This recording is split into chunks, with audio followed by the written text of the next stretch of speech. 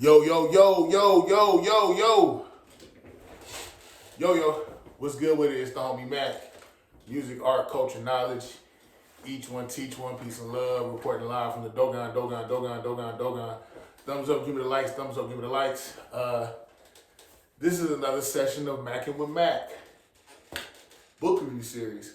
I know I've been on my comic book art, and I am reading non-graphic novels, non-comics as well, but these graphic novels, specifically the Absolute series, they just got your boy in a chokehold right now. I just finished Martian Manhunter, Absolute, by Deniz, Javier Rodriguez. Let's see, it's VOL.1, Martian Vision. Let's see, I like to tell you guys who the illustrators. Artist, Javier Rodriguez. Letterer, Hassan Osman Elahu. Collection cover art, Javier Rodriguez. Martian Manhunter, created by Joseph Samaxian and Joe Serta. Yeah, so I'm trying to not give spoilers, but it's hard. There may be some spoilers, but I'm going to attack this more from the stylistic approach that they took with this, as well as some of the themes. So stylistically, I think the artwork was very abstract. It's very psychedelic. Let me show you guys some pictures. Where is a good picture I can show you guys to accentuate my point? I mean, even with the cover art, see?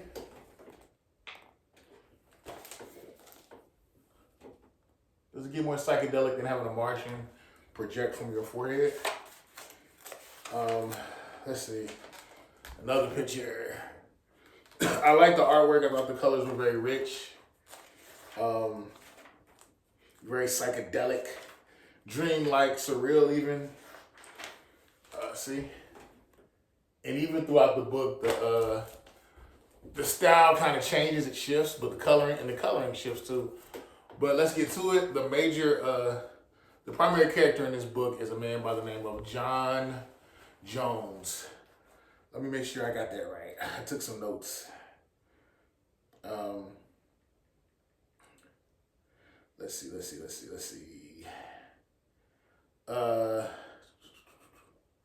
Yeah, the main character is John Jones. He's an FBI agent. The story takes place in a fictional town called Middleton, Colorado. It is a suburb of Denver. So John survives an explosion. FBI is like, hey, take some time off, just rest up. He declines. First of all, he survived that explosion. He survived that explosion by none other than Martian Manhunter. Martian Manhunter is what saved him. And at that point, his wife is like, take time off. Why do you want to go back to work? He's like, no, I gotta work.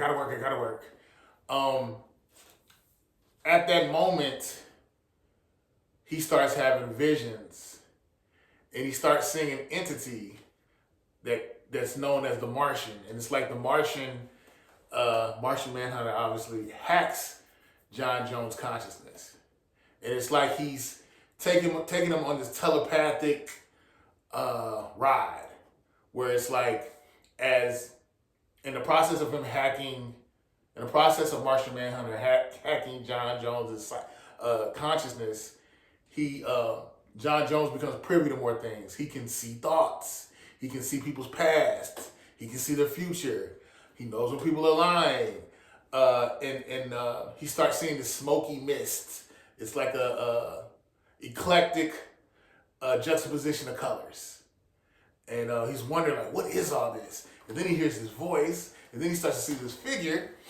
And he tells him, I'm the Martian. And basically, I'm giving you Martian vision. I want to be your friend. I want to be your partner. I think you're pretty cool. That's pretty much how he introduces himself to John Jones. So John Jones is walking through the city. And I think the thing that's really interesting in this book, it shows how we all have our separate consciousness from our lived experiences, our traumas, our triumphs, our failures, all that. But these things resonate and create a big ball of energy when you bring everybody amongst each other. And it's interesting because you can see him walking and he's seeing all these thoughts.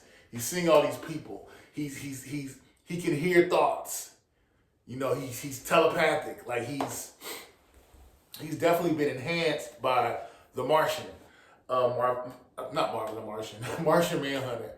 And it's like Martian Manhunter is telling him, like, look, I'm opening your eyes. I'm trying to spread your consciousness. I'm trying to spread your awareness.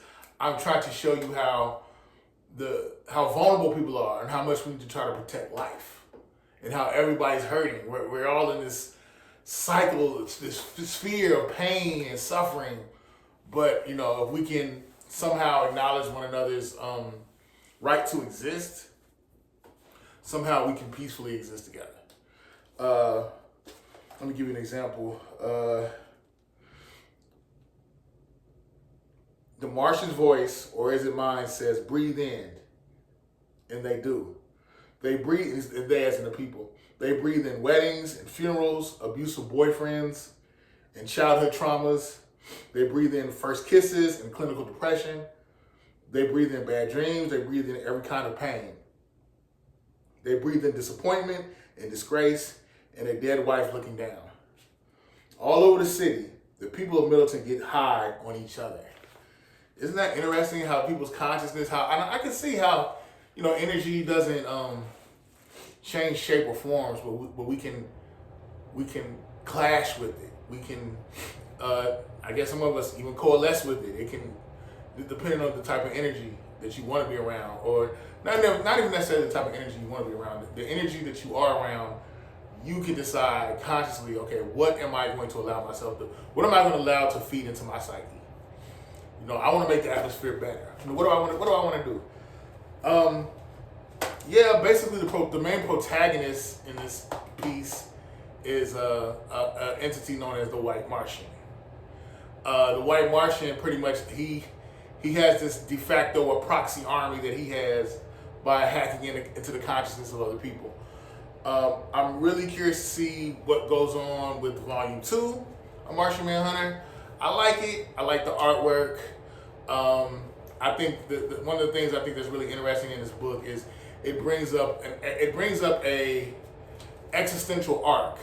And when I say existential arc, it basically there are points in this book where it says, why do people do what they do? Why do people do what they do? Why do people exist? We exist to what end? What are we doing here? Very deeply existential. And I like how reflective, self-reflective John Jones is, the character.